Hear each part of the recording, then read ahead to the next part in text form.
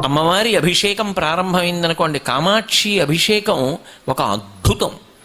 ఎందుకని అంటే మీకు అప్పటి వరకు ఒకలా కనపడుతుంది కామాక్షి.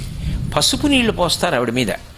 పసుపు నీళ్లు పొయ్యగానే నేను పరమ సత్యం చెప్తున్నా, రోమాంచితం అవుతుంది చూసేవాడికి. గాయత్రీ మంటపంలో కూర్చుని చూసే అదృష్టాన్ని పొందితే, అంటే దగ్గరగా గాయత్రీ మంటపంలో కూర్చుని చూస్తే మీరు పులకరించిపోతారు. ఎందుకో తెలుసా? పక పక పక పక నవ్వడం స్పష్టంగా కనపడుతుంది. అప్పటి వరకు కనపడదు. పసుపు నీళ్లు పొయ్యగానే ఆవిడ పాతివ్రత్యం, సువాసినిత్వం, ఎర్రగా ఇంత నవ్వు నవ్వుతుంది.